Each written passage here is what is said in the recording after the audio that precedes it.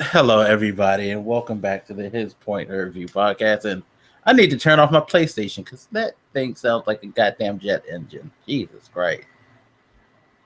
Could you please not have such a loud exhaust, PlayStation? Okay, that's what you hear. That don't you? No, Oh, you don't hear it? no. Jeez, sounds like I just turned on a vacuum to me. Um, You're right there with it.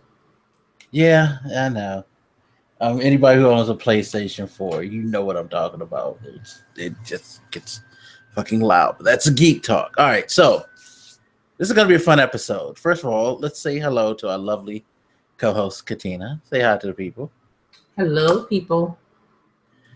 And I, of course, am Mike, your other co-host, and this is episode 20. And I guess this is another episode where I probably am going to catch the most flack, but it's fine. I'm used to it. It's fine. Actually, I don't think I'm gonna catch any flack because I feel like I have a pretty sound reason for the topic in hand. But I'm sure I'm gonna get it from a bunch of people in my life. Anywho, there's no news articles. I mean, if we wanted to, we can rage on what dumb fuck has been doing in office, but that's just going to be a weekly thing. It's kind of cliche at this point. If you expecting some good news to come out of articles about our current whatever they call him, I don't even want to say the title that he's been given, then you're crazy because it's gonna be a bunch of fuckery. I do have gaming stuff that I know I need to make mention on my other podcast, which we finally debuted another podcast on the network. Just really quick, Mouse Clicks and Joysticks, our gaming podcast has been done. It is up now. So if you're into gaming and you want to hear two grown men go on and on about gaming topics in a very intellectual way, feel free to check out me and my boy Chris. It is on the channel too, and it's also in audio form as well, if you prefer it that way. But the gaming topic that we're going to talk about, one of them is something that you might have an opinion on. So I want to ask you about this real quick. Have you ever heard of Gamergate? No. Okay, so to try to sum it up as quickly and concise as I can, years ago there was this big to do about this female game journalist who wasn't one of the best liked people anyway, but of course, guys being guys, especially in video games, because there's a lot of childish ass motherfuckers who play video games. They went after her for her opinions and stuff like that. And it eventually took a personal turn because then they found out that she had dated and slept with several men in the industry. So they made a big to do about that. And it just got really, really nasty until it came up to this whole thing they call Gamergate, which is a group of guys who, anytime they have an issue with women, basically has to say something about women in gaming. The most recent thing being there's this game that came out where there's a lot of glitches where people's faces look fucked up. And so the Gamergate people decided to say the reason it's fucked up was because they gave this job to a female in the company who had no business getting a job being on a game development team. And she's the reason why everything's fucked up. To which the company, of course, responded was like, one, no. One, she didn't even work on the game. So how are you going to come after her for that? I don't know. And they basically just defended like women's rights to work on the game and not to be blamed for shit like that. If you were in that position, how would you feel?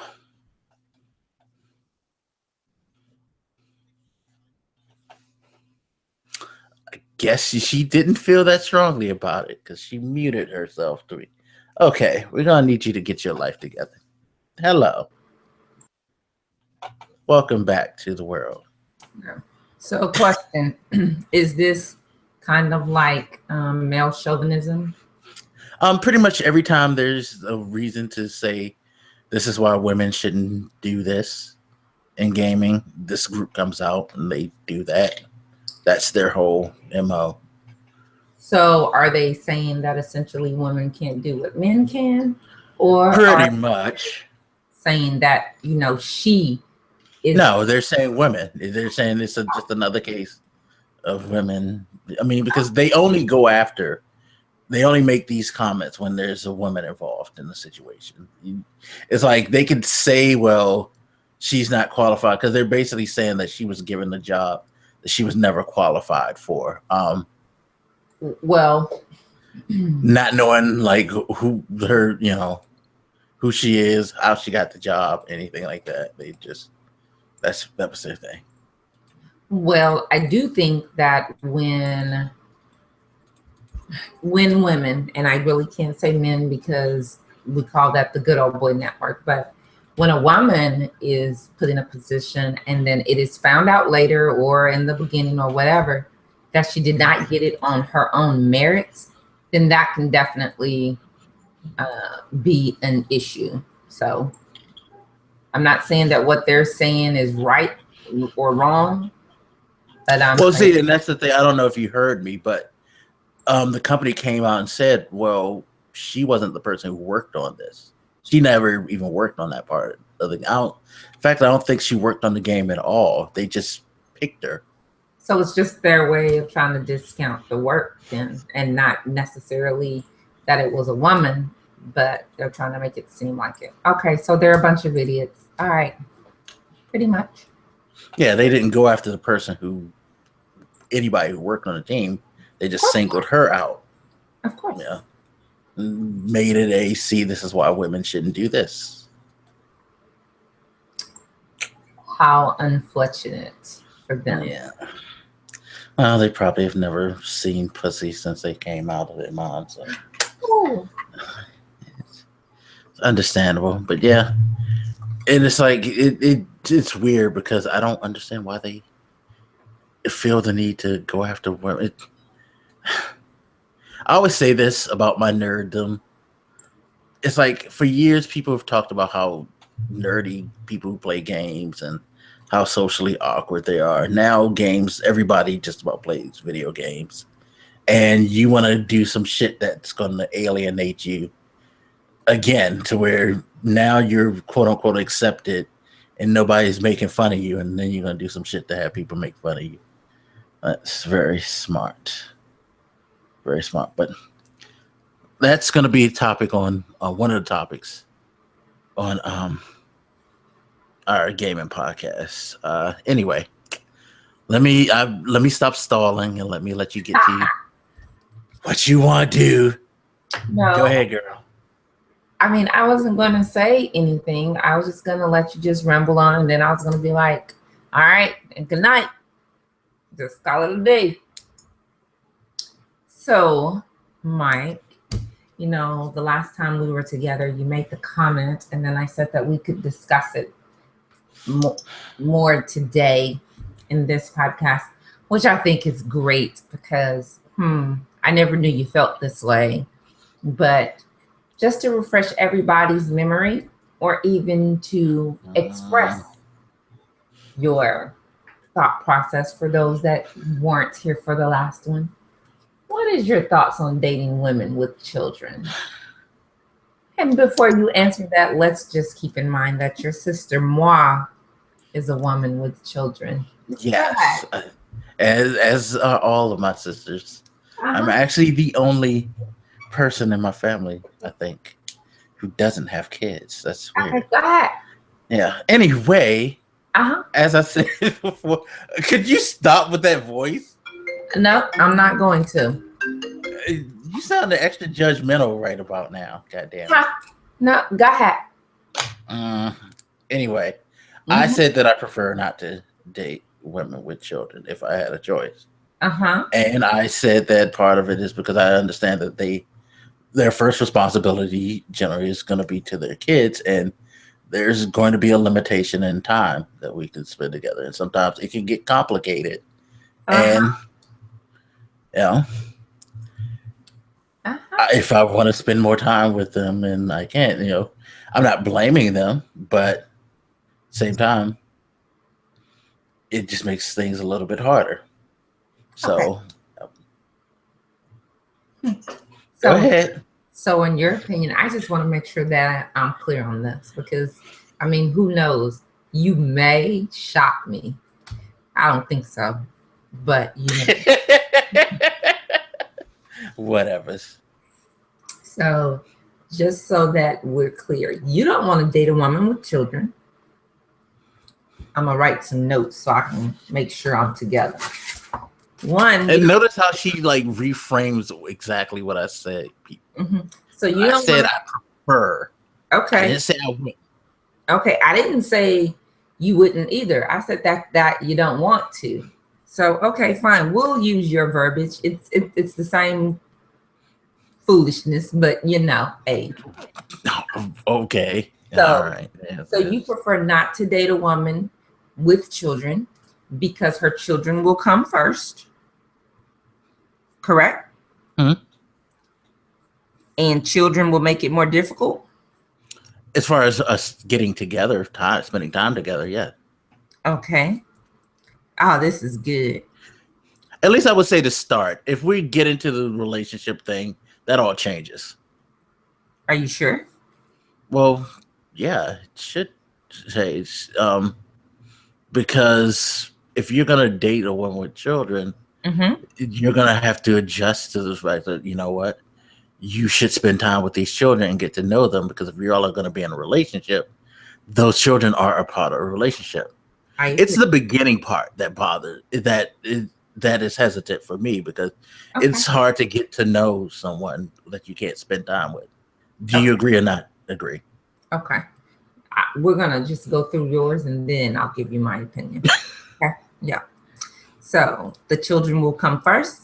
The children will make it difficult to see each other. And what was your other reason? Huh? What was your other reason? That was pretty much it. Oh, just these two are your reasons for preferring to date a woman with no children, correct? Yeah, I Okay. guess. Oh, see, now you're guessing. So you're not really sure. I'm just sitting here waiting for you to go ahead and drop the shoe. That's all. Please. No worries. Hurry. I am so used to this. I am so used to this. So, and not used to this situation, but used to, men faltering on certain things. So let me ask you this. Your preference is women with no children. Do you have an age range where these two things would not be an issue for you? As far as what the age of the children? Yeah. Yeah. I've never thought about the age range, but I guess, huh? Never thought about age. I mean, I would say like if there's younger children, they're going to have to have more time. Like they have to take care of their children. Correct. They're going to spend a lot of time raising with their children. So, and which is cool. Like we can talk and stuff like that. I guess my thing is I don't rush to the relationship part when it comes to it because I know it's going to take a while. Okay. To even like to do a lot of things to build to that part, And I don't know, maybe it's an impatience thing. I honestly, I guess part of it is because normally, sadly, I tend to give more attention when dating, whether they have kids or not. And I tend to give more of my time to women. I mean, and anybody who knows me knows enough stories to know. Like even women who don't have children that I've dated have done some pretty shady shit and all of that. And oh, wait a minute. Wait. I'm not saying women with children do shady shit. Oh, okay, thank you. I'm just saying like they've done stuff to make me hesitant as far as like they avoid like we just had that situation about not Oh, wanting to hang out and all of that, and she was making an idiot. excuses, She was an idiot.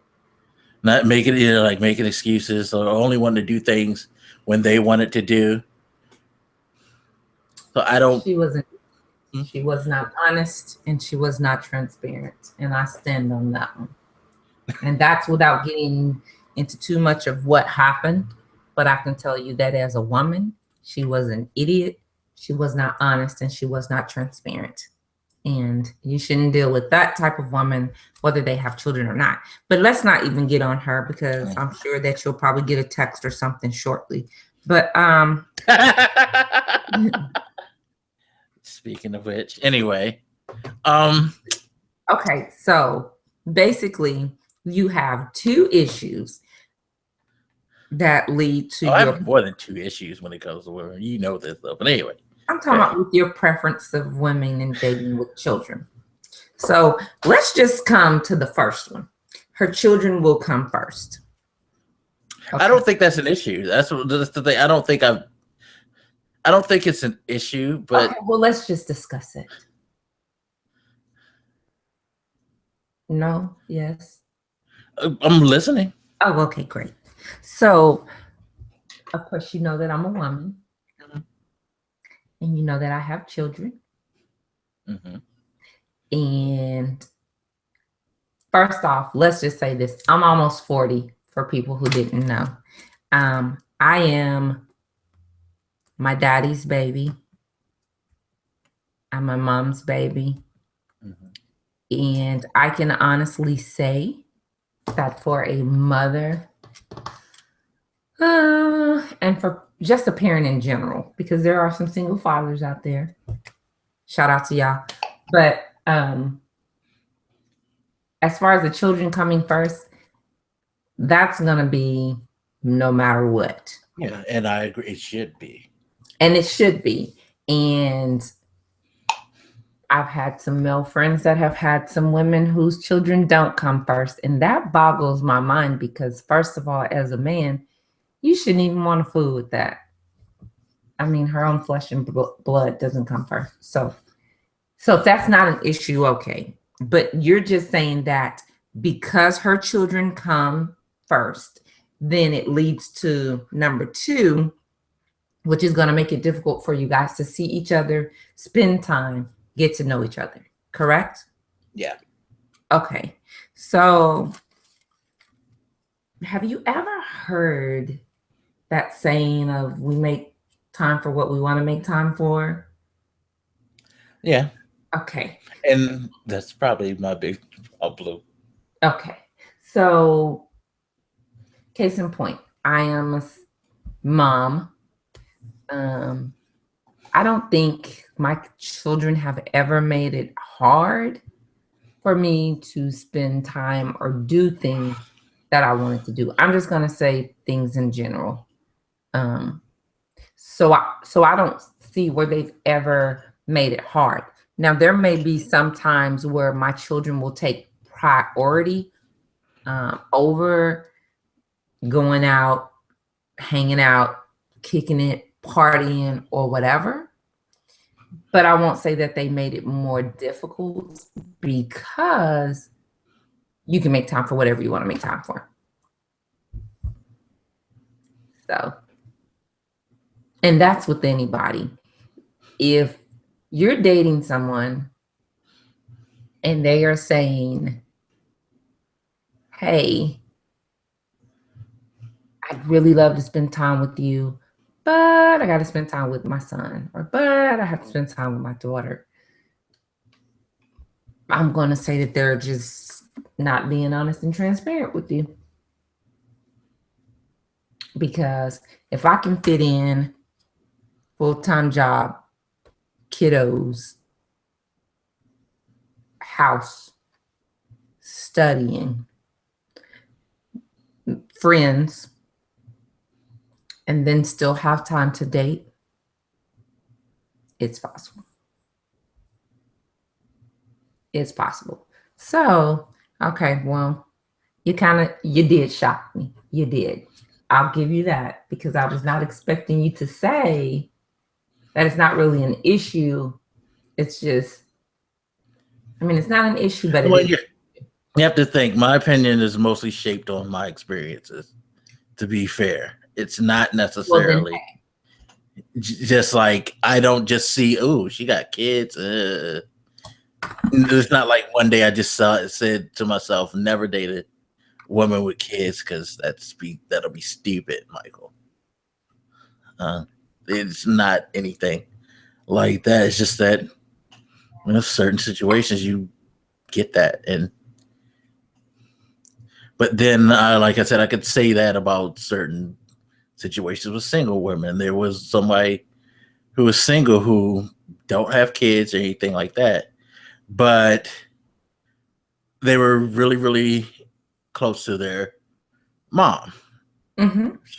All fine, Oh my we're gosh. all close to our family, but it was like, say Saturday would come, we'd be like, Uh-huh. "You want to go out to dinner?" Sure, but first I gotta go do this and that for my mom. So okay, cool.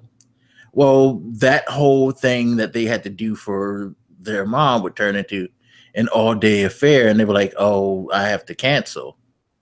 Okay. And So stuff like, yeah. what? Okay. So this really isn't about women with children. Let's just change this to just about dating. This is going to be good. Okay. So I am a big proponent of people being respectful of my time. So am I. And you Shit, know, she gonna make me change this title. Damn it, I want to fuck with her so bad too. Anyway, go ahead. that's all right. So, okay. So let's just talk about dating in general. So my biggest, I don't really have pet peeves. I have things that I feel like are just not good to do. Not necessarily a pet peeve because that seems kind of serious, but just things that just irk my spirit and my soul. I'll just say it like that. So I guess it would be a pet peeve. One of the things is not respecting my time. If we say that we're going to lunch at 11, then the expectation is that we're going to be at lunch at 11. We're not going to be headed on our way. We're not going to be thinking about going to lunch at 11. We're actually going to meet up and have lunch at 11. If you know this, like let's say we plan it today and we say, okay, tomorrow or Friday at 11 a.m., we're going to go to lunch. And I say, okay, cool, Mike, let's definitely do that. And then time goes on. It's tonight, it's tomorrow, it's Thursday morning. You know whether or not you're going to be late for lunch at some point in time before 11, because you should have already left your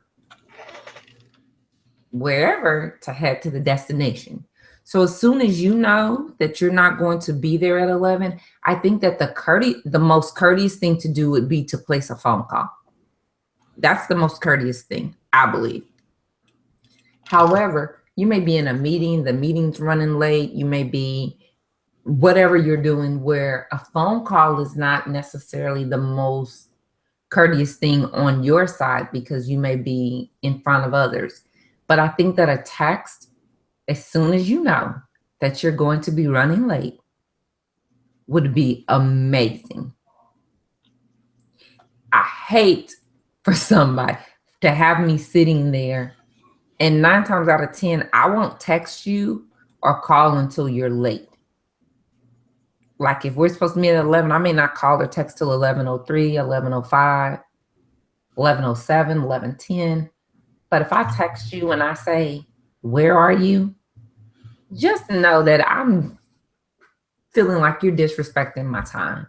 So in the scenario that you gave, I believe that the young lady, she may have, in all pureness, been intending to hang out. But once she knew that it was going to be kind of overwhelming, because I can kind of tell with my mom within a little bit whether or not we're going to be together all day, 5 minutes, 5 seconds, whether or not we're going to be together 5 hours.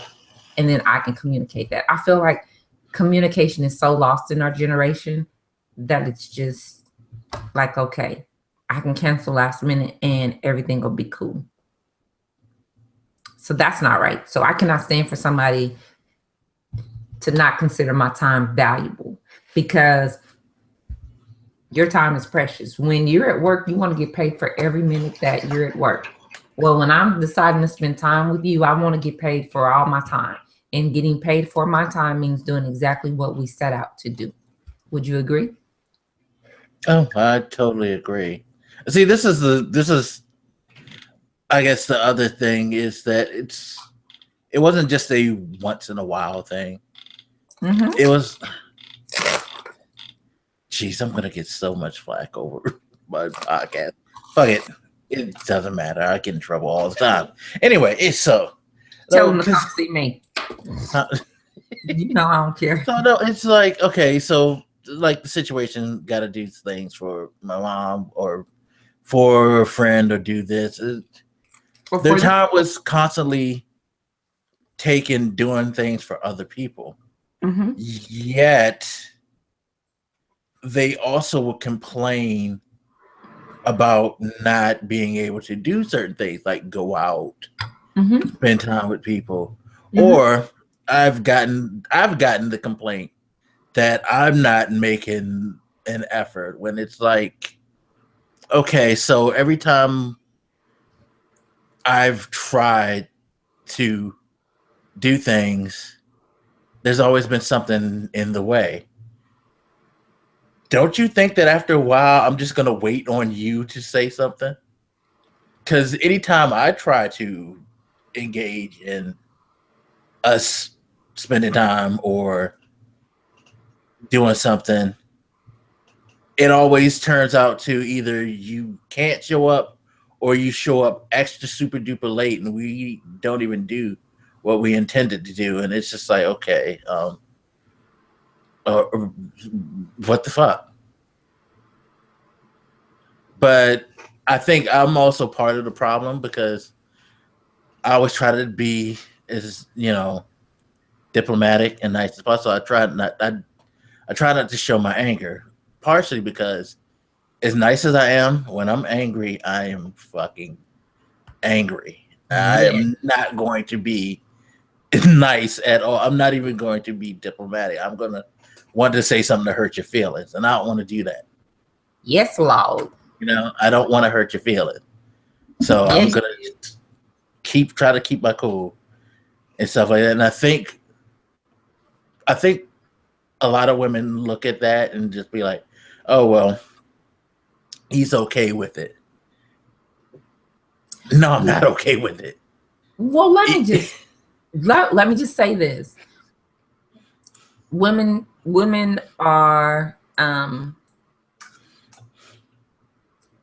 it's not just a man thing, though. It's really not. It's a man and it's just a human thing. Okay, but no, I'm gonna be honest. When you guys, we know better, and it's funny, they make these joke videos on the internet all the time, but the joke videos are true. When y'all say nothing, we know it ain't fucking nothing. If you're a man and you're stupid enough to believe your girl when you ask her what's wrong and she goes nothing, you deserve whatever you get in retribution and pain and punishment down the road, because you aren't paying attention. You know better. Well, especially if it's in a situation where you do something to disappoint someone. Don't you think? How do you know? And this, okay. So communication is a big deal for me. You and I, we've had personal conversations. I've called you crying. Yes, people, I do cry. I've called you crying from time to time, and I've said, Mike, what is it? Why isn't so-and-so feeling me, or whatever it may have been? But communication is the biggest key. And for someone, when they're getting to know, and man, I know y'all like for women to speak for the masses. I won't do that. I normally speak just for Katina.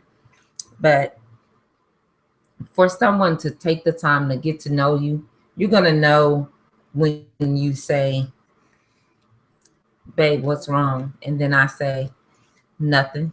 And then you say, no, seriously, babe, what's wrong? And then I say, nothing. One, you know that my nothing means something. Most women do, but some really mean nothing. And to be honest with you, it really depends on what's going on. My nothing could mean absolutely positively nothing. I just don't feel like talking. I'm thinking about something, whatever. Or it could be nothing that I want to communicate about right now.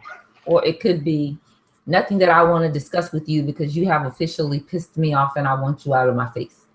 So, what I will say is that I don't get upset when I say nothing and whomever walks off, because you're not a mind reader. My nothing could mean I just said it 3 different things, but communication is key.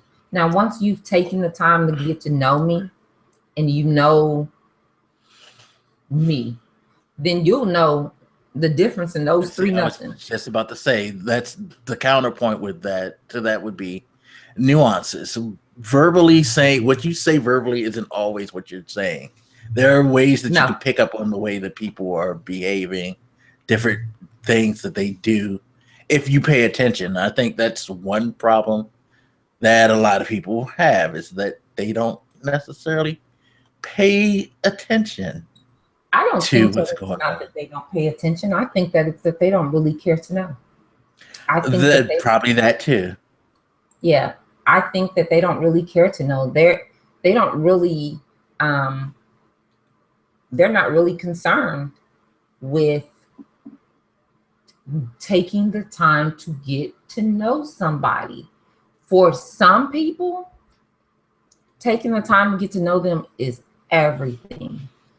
I personally, when in a relationship, whether that be romantic, friendship, or otherwise, if I'm going to open up my soul to you and you're going to take the time to get to know me, the end result is that I have a soft place to land. And my soft place to land is a place that I can go to without judgment. Like, Mike, you're my soft place to land. I can call you. Because I'm fat. What? Did you say it's because you're fat? Yes. Shut up. No. You're my soft place to land because I know that I can come to you and I can tell you whatever without judgment. And if I'm right, you'll tell me what parts of it that I was right in. If I'm wrong, you will definitely tell me what parts of it that I was wrong in. And I think that so many times we are so quick to want that soft place to land that we don't communicate or we choose to overlook things. If you're doing something and it's irking me, depending upon our relationship at that time, I mean, I may tell you, I may shoot you a text too, or depending upon how we communicate. Case in point, this is the good part, Mike. This is what you've been waiting on. This week or last week, within the past 2 weeks, we'll say, I was told that I am a very dominant person. And I was like, huh, okay. And then I got to thinking, am I a dominant person?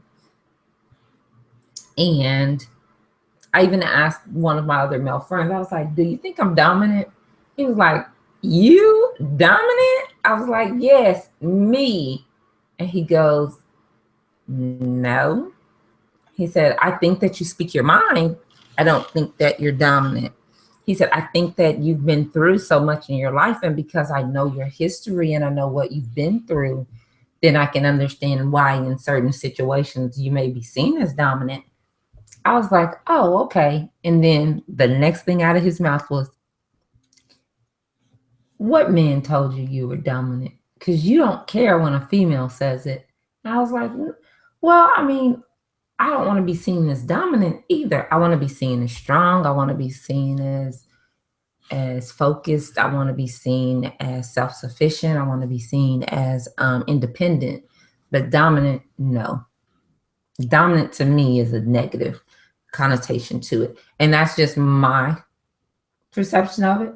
Because when I ask my girlfriend, she goes, "Oh my gosh, I love being dominant. I love controlling everything. I love being able to go Is she here, single? here." Yeah, she's single. Yeah, she should be.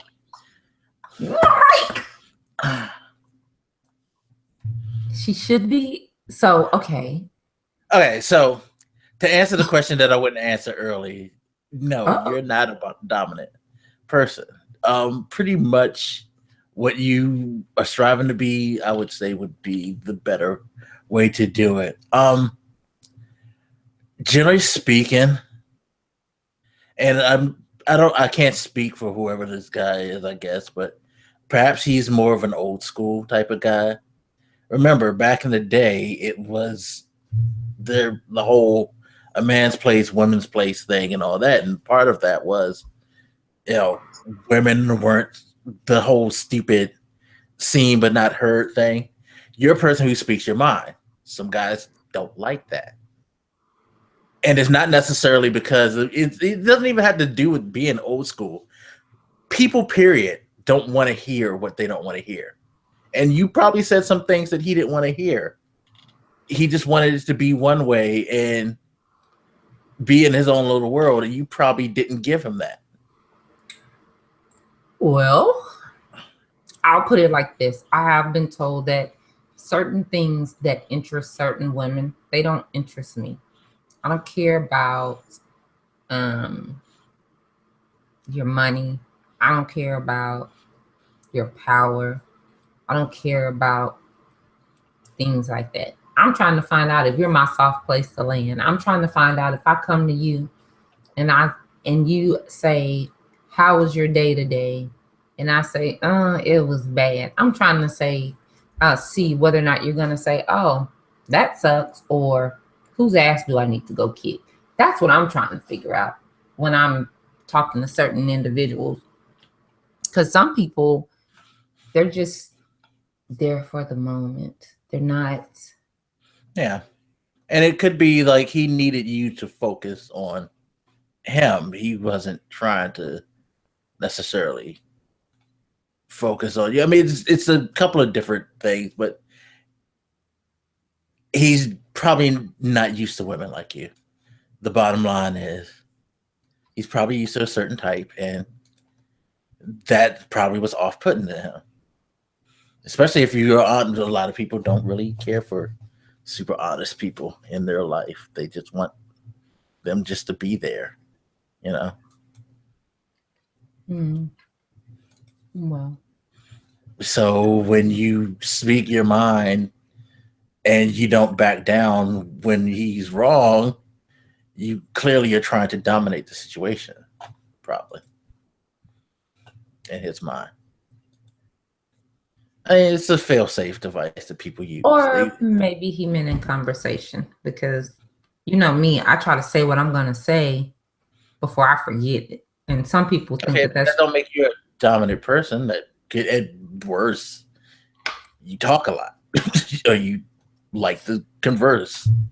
no, more. I like to get my point across. And if you say something and then an idea or whatever pops into and I think a lot of people get, because I tend to get told that I'm always just trying to like prove somebody wrong. It's like, no. I'm trying to listen to you. I'm trying to get you to hear what I'm actually saying. Because one of the things I hate the most is that when we're having a conversation and I'm trying to make a point, you go and summarize that point in something that has nothing to do with what I just said. And that's what triggers me to continue on, because it's like, no, you're not listening to me. You're just making up what you want to hear from what I'm saying. Listen to what I'm saying. And people, a lot of times, they will say, oh, you just want to always be right, or you just need to have. No, I'm not trying to have the last word. I'm trying to get you to listen to the words that I am saying out my mouth. Okay, like you said, you're trying to get your point across. That's it. You're not trying to make them feel wrong or bad. You just need them to pay attention. Some people don't get that. I think a lot of people don't really get it, especially, and I say this all the time, and I hate that I say it because it makes me sound like an old man.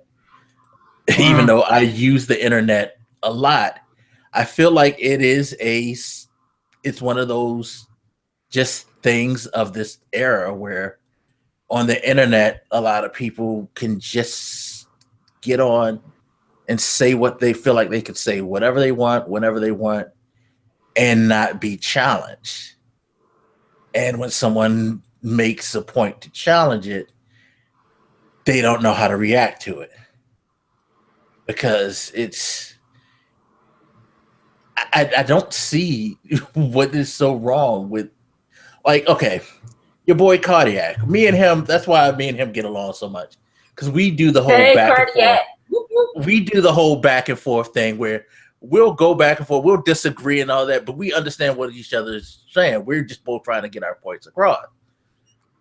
We don't fight, we don't fuss, because we understand the importance of having a real conversation and getting your point across to people.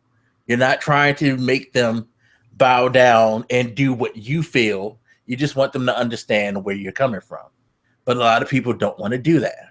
A lot of people get very apprehensive and very defensive, and all of a sudden they want to like come at you and say stupid shit. Just like now, the whole big thing I see is if I say something about you, like there was this guy, it's funny going back to the gaming thing, but there was this guy who, you remember when they did the Day Without Women's protest? He made a joke where he was like, a day without women, good, peace and quiet. And people was like, dude, that's kind of fucked up. So his response was, you're just extra sensitive and you need to just stop being so sensitive. Like, well, one, whether I'm being sensitive or not, you knew it was gonna offend somebody. You know, you're not stupid. Two, if I'm offended, you further offending me by telling me that I'm just extra sensitive or calling me a bitch or like yelling at me, is it gonna make the situation better? Either don't say nothing because you knew that was gonna happen, or just be like, okay, well, sorry if I offended you, it wasn't my intent, and leave it there. So you clearly must have wanted to go out your way to start some shit, in my opinion, because why would you be responsive hostile? And people are like, yeah, fuck them. They're just being like bitches and like no, if you offend somebody, you offend somebody. Okay. Why do people feel like it's okay to be offensive? Now, mind you, of course, you can make the argument, I don't have to comment on you, I could just ignore it. But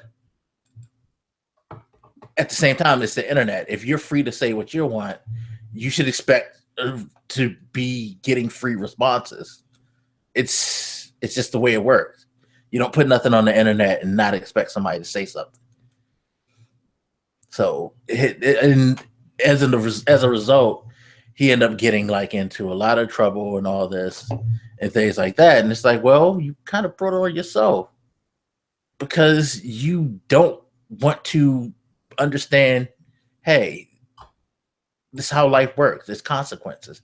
And that's why I think a lot of people like will throw out the first thing, like with you're a domineering person, because that's the best way he could sum it up. There's no real reason for him to dispute what you said or how you say things. So it's better to just throw a whole big, like, just gloss it over with a whole, big mask and say, well, that's because you just tried to dominate me. Instead of trying to actually say, well, I understand your point, or trying to at least try to. He didn't want to hear what you had to say. He just wanted you to accept what Something's the way. I think, and I mean, I may be wrong, but when he said it, we were actually in the middle of a conversation. And so I think that, oh, and I know what it was now that I'm thinking about it. So we were talking about something, and I was like, no, no, no, no, no, no, no, no. Wait a minute. And that's when he was like, hold up. And I was like, well, what happened? Because, of course, I'm completely oblivious. But so, do you think that in your years of dating, what do you think is your biggest downfall? The biggest downfall? And don't say women. I'm punching your eye. But yes. Why would I say that? I don't know. You know you throw it out there. I'm a dick. I know. It's fine. But no, that wouldn't be what I would say. I have two biggest faults for me. Okay.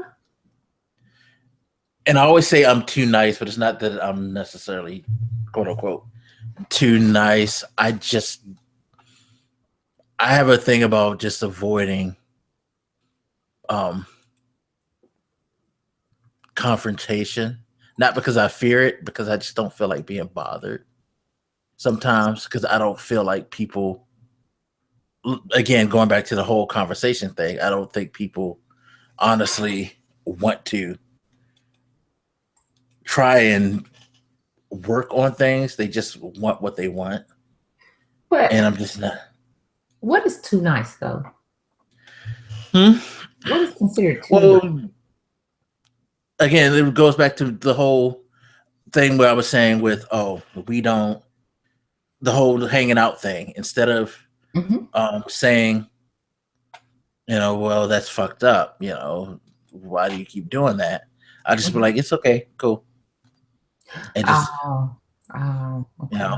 So I give the impression that it's okay that you do these things. Right. That's the problem.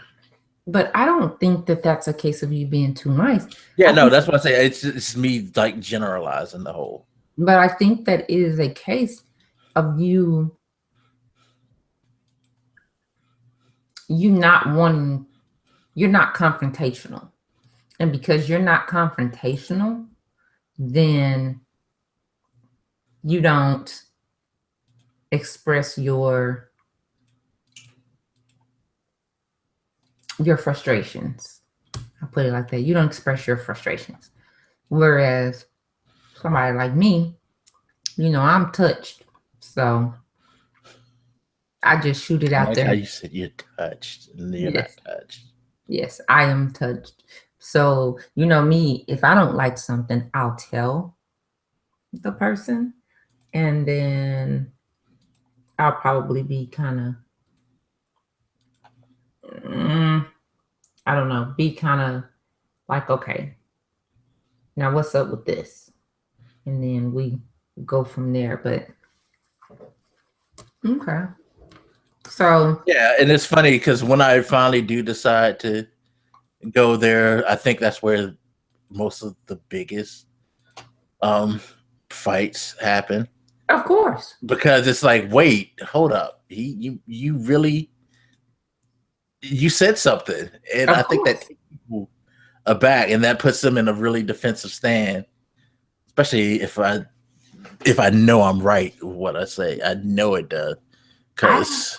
But I don't think it's defensive. I think it's whoa, I thought that we were cool. This is coming out of nowhere for me. It's kind of like, case in point, this is so funny. So that I have OCD. And so around the house, I like my house to look a certain way. And I have my moments where I'm messy myself. But, and this is what I try to get my kids to understand, I'm messy, but it's organized chaos. It's not filth. It's just stuff that's disorganized. So that is the difference between having stuff absolutely everywhere, food, drinks, the house is smelling, your room. like that. I do not like. And so this happened Sunday. So I come home because me and my middle baby, we had been out to a family function the night before, and then we stayed so that we could go to church the next morning. Well, when I get home, I come in and my son is just chilling, hanging out in his room. And I'm like, Trey, like as soon as I walk in, because I walk in through my laundry room. That's how my house is. So I park in the garage, I get out, and as soon as we open up the door, I see the laundry. The laundry that I've told my son to do Friday when I got back from Arkansas visiting, Saturday morning, Saturday around 4 or 5 before I left.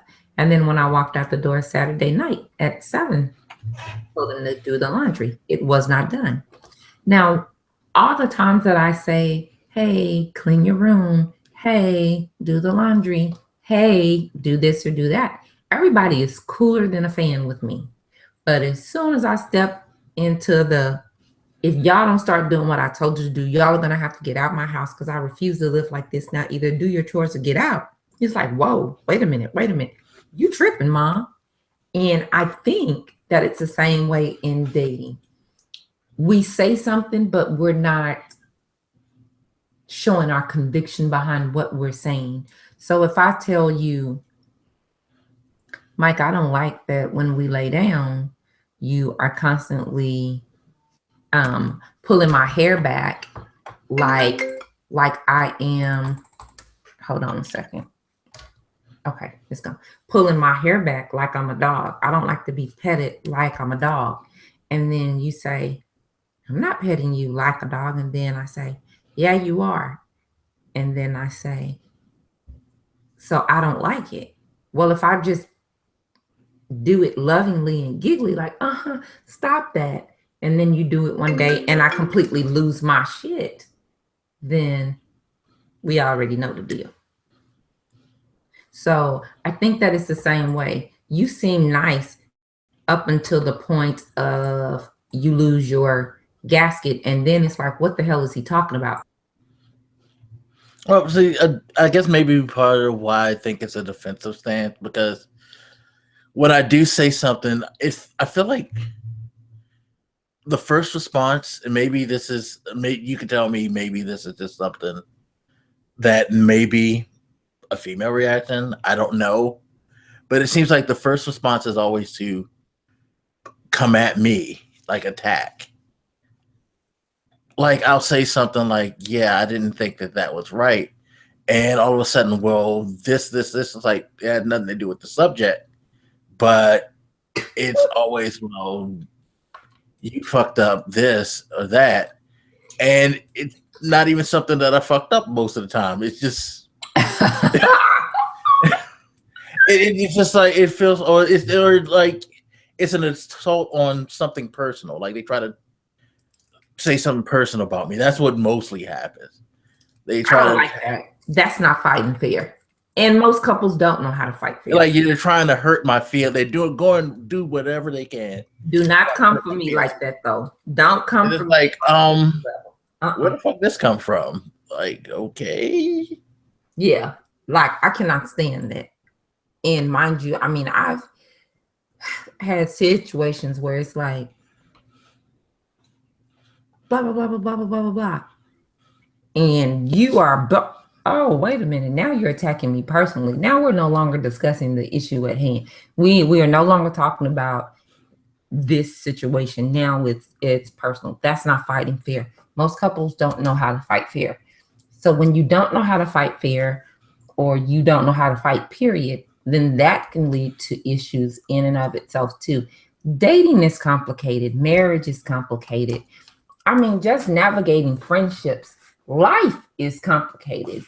But when you are dating somebody, you are essentially wanting to have somebody that, again, is your soft place to land. And I think that is most of our problem these days, is that so many times we're trying to find our soft place to land that we're not trying to be a soft place to land. Yeah, and I think that's one of my issues dating is I tend to be that soft place, but nobody has time to do that for me. At least that's how I feel. Then you're dating the wrong women. Probably, and I And say then that all the are time. you, and then, well, I say it all the time.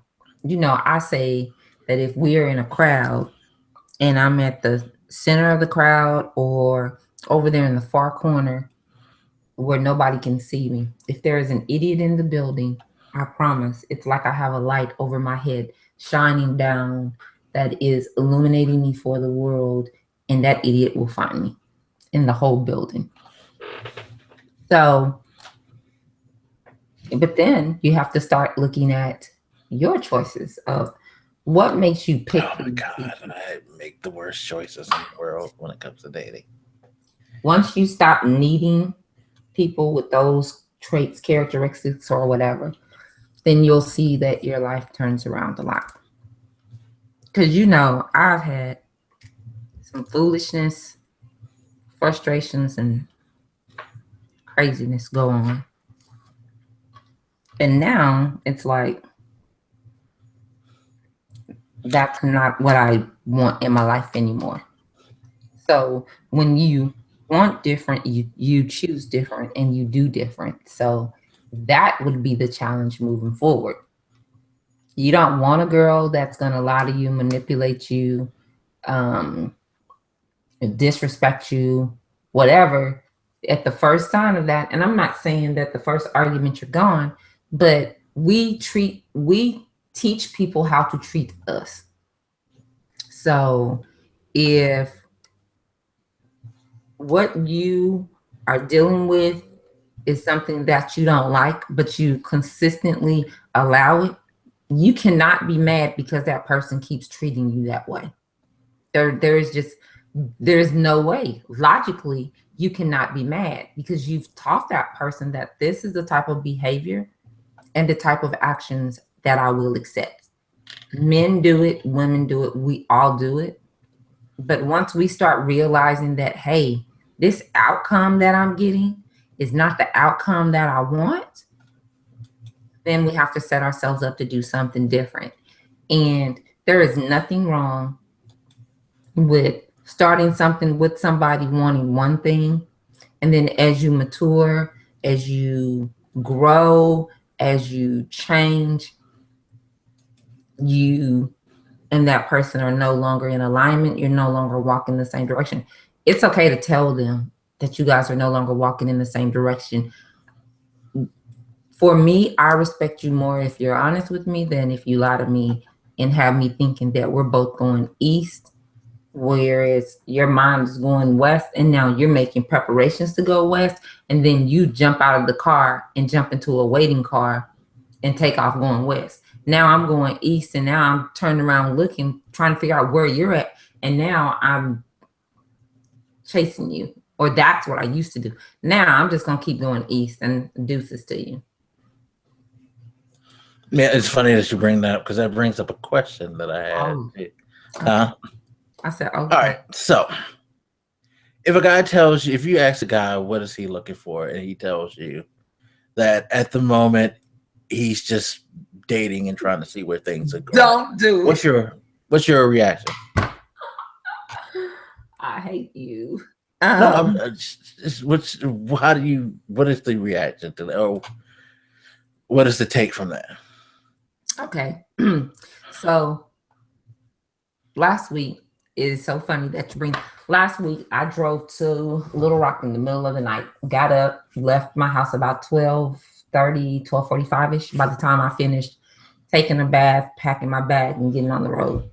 And I had a girlfriend that talked to me the entire time. Shout out Court. But she normally works nights and she's a nurse and she was off this night. So we were talking about this very thing. And she asked me if I was okay with a certain situation. And I told her at this point in my life, yes. Now to answer your question, at this point in my life, what I would tell him is this. I am cool with just dating if that's what you choose to do. I would thank him for being honest and transparent with me, because some people are not that. Some people try to hide and manipulate, and that's not cool either. Um, but I would go into the situation with my eyes wide open. And if it no longer felt good to me, if it was no longer comfortable to me, then hopefully and prayerfully, I would have the strength to walk away and to put that down and put that behind me. Some women equate I'm just dating to see where I'm at with I'm just going to be a hoe.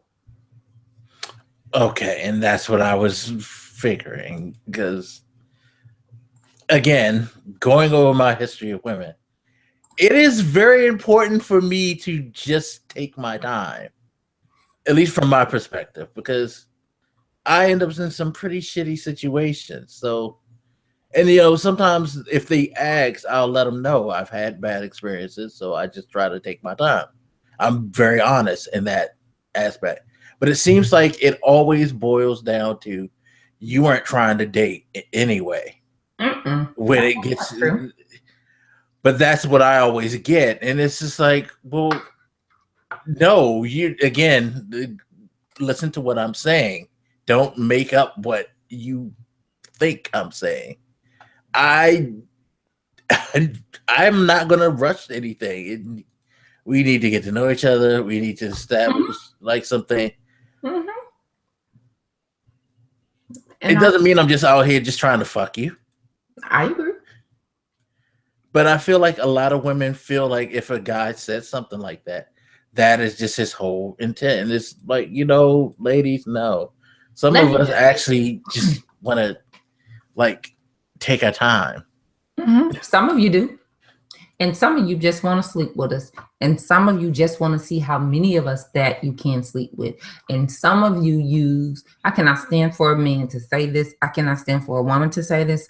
I've had several girlfriends say, he's just boring to me. He's just not what I was looking for. Maybe you're the one that's boring. Maybe you're boring them to the point that they're boring to you. Because if you don't make it, case in point, if I'm around you consistently and consistently on board, now I'm out of the headspace. Because if you had my attention at first, you were funny, you were romantic, you were nice and kind and caring and compassionate and all this good stuff, and you were fine or you were nice looking to boot. If you got my attention, then there was something that got my attention. If I stayed around for a little bit, it was something more than what you look like.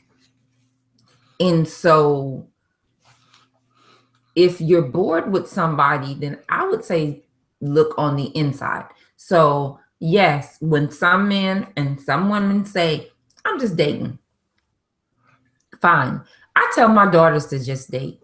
One is 21, one is 20. I tell them to get out here and date. Get out here and see the different type of people that are here.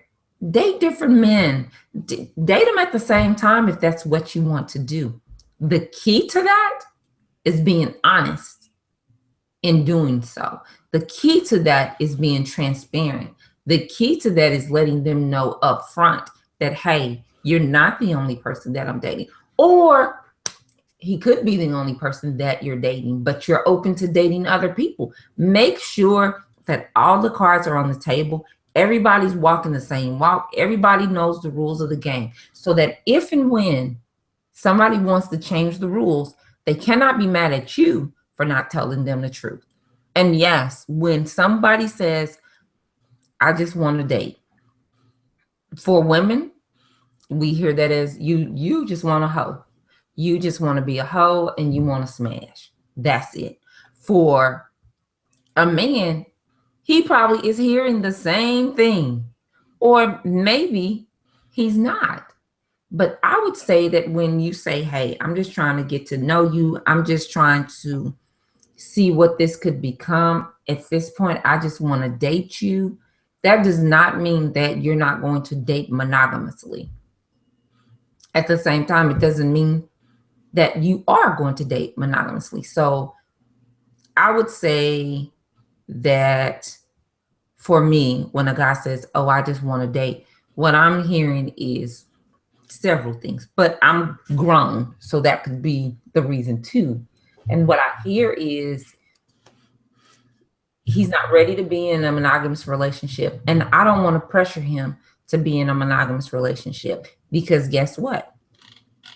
If you pressure him, he's going to maybe, possibly lie to you to keep you around, be screwing other women. Eventually, everything that's done in the dark comes to the light, and then you're going to feel it, find out about it, and feel it anyways. And in feeling it, I mean you're going to be upset, pissed off, hurt, frustrated, and then you're going to start to self-doubt. Why wasn't I enough for him?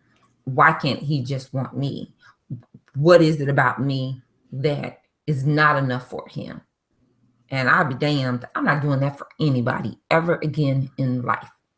I've done it enough. I am enough. We all are enough for the one that is meant for you. Yeah, and see, I'm honestly, I could say this like, okay, well, let me ask this question first. Mm-hmm. What if you have this conversation a couple of weeks into talking to someone? Should they still feel like you're just trying to fuck?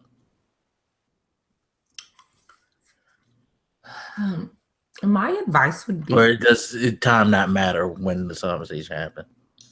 No, time does matter, because we want to both have the same thoughts.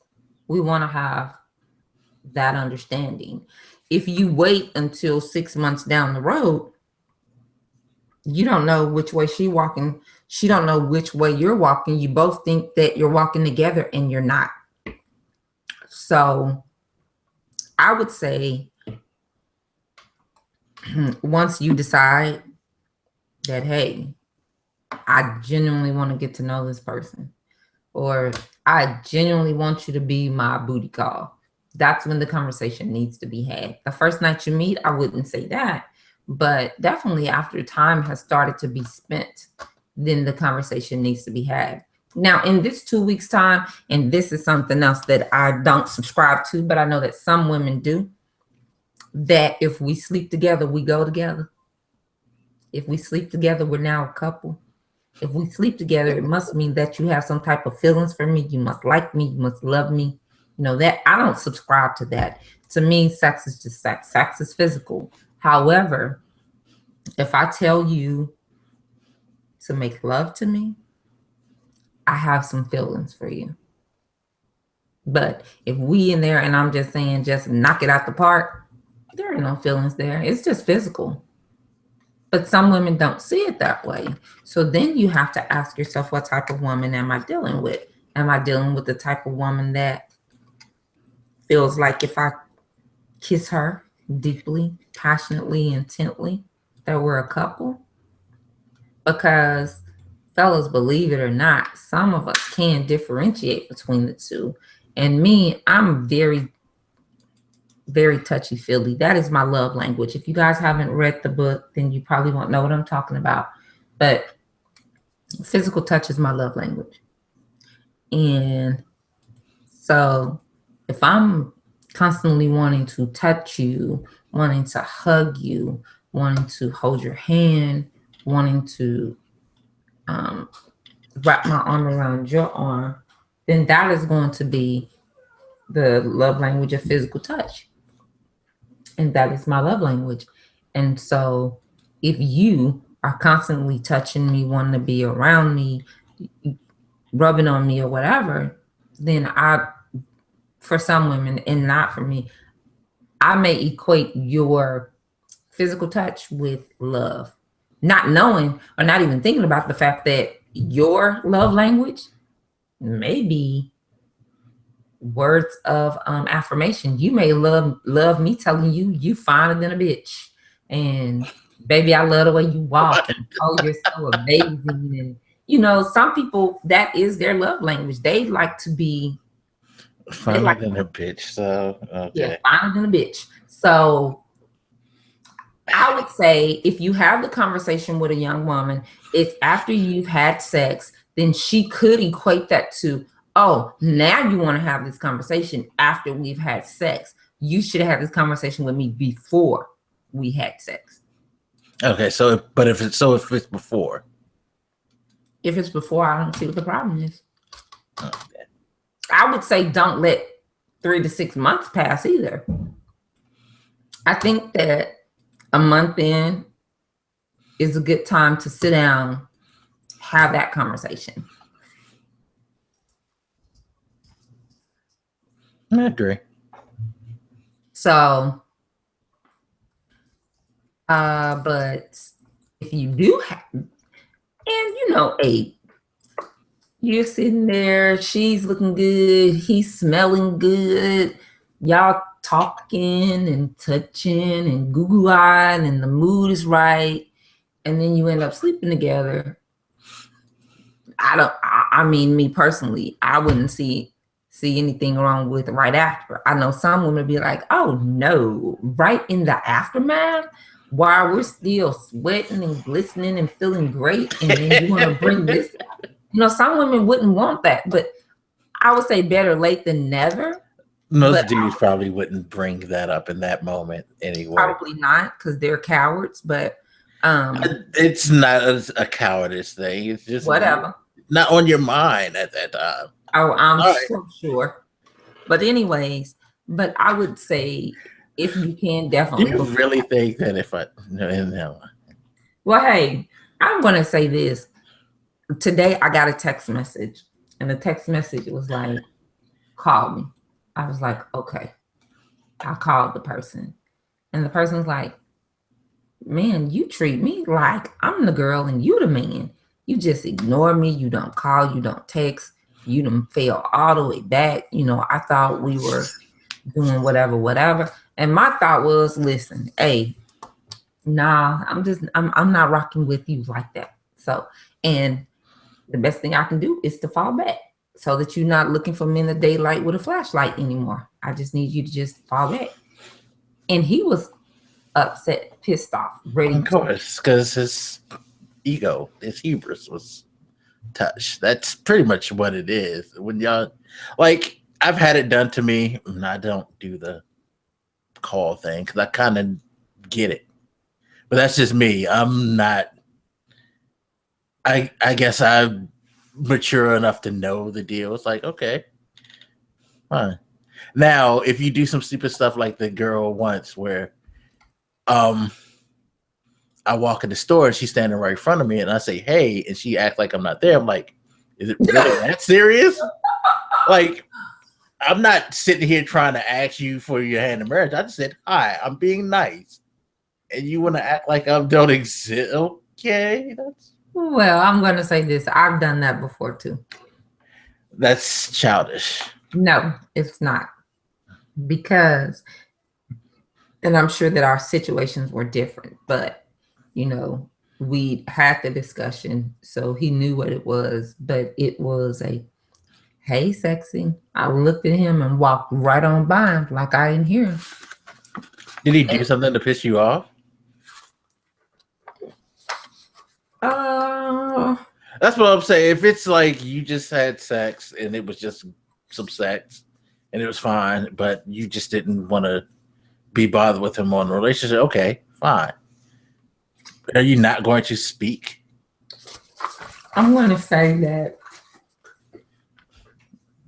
he didn't do anything to piss me off. He was just doing too much. And I found his aggressiveness to be a turnoff. And I told him as such. So, I mean, but here's the great thing about life. We're able to change. See, I could call, but I'm not even going to go recount that story. We can change our minds And it's a beautiful thing when you change your mind. And so that's what I love about life. I can change my mind. I can deal with you. I cannot deal with you. Now, do I try to be respectful because I don't want to hurt anybody's feelings? Most definitely. I try to make sure that anything that I do, that it's done with the same respect and compassion that I would want somebody to do something to me as well. Okay. See, I feel like I need to say like why this weirded me out because I have a feeling of like some of the people's reaction. Okay, so did I ever tell you about the girl who talked a lot? Yep. Huh? Yep. This was her.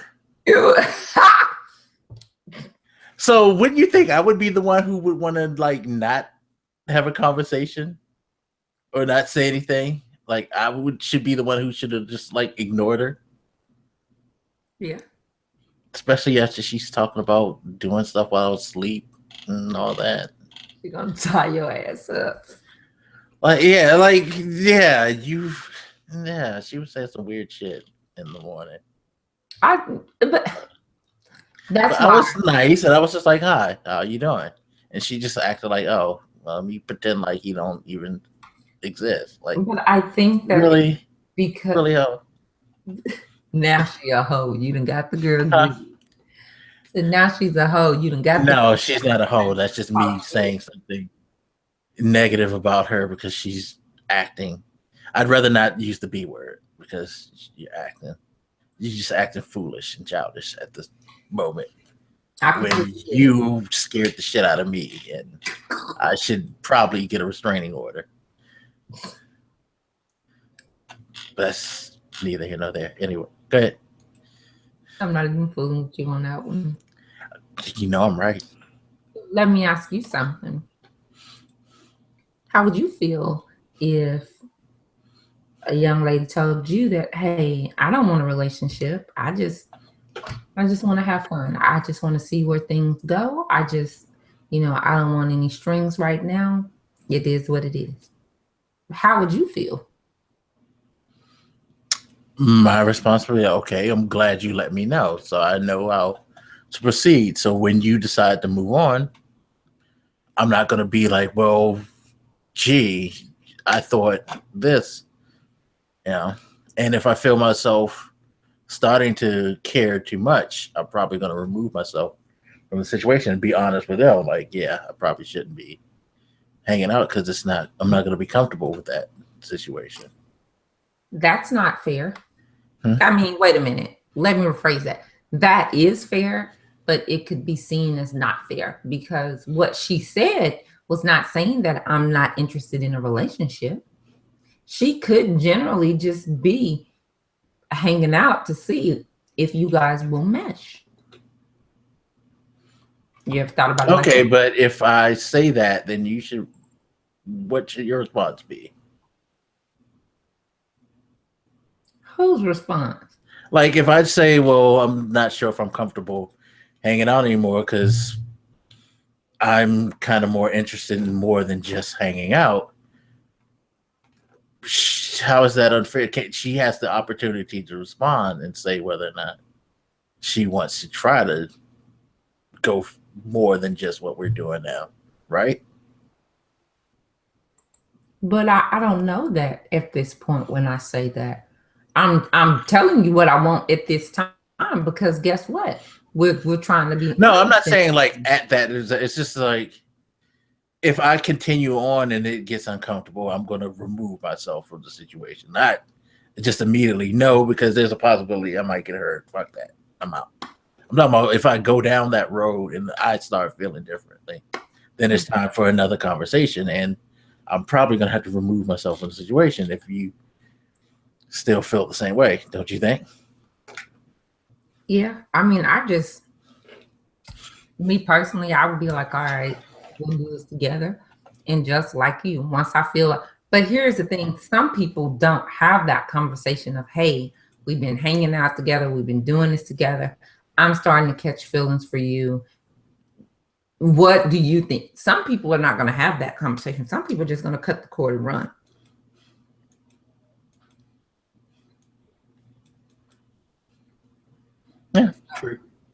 So I don't know, man. Relationships is a hard, difficult journey, but with the right one, with the soft place to land, with the one that is meant for you, things will just click. Things will just click. And I'm not saying things will click from the beginning and you won't have any problems and everything will be rainbows and sunshine and birds chirping. No, I'm not saying that. What I am saying is that you will know.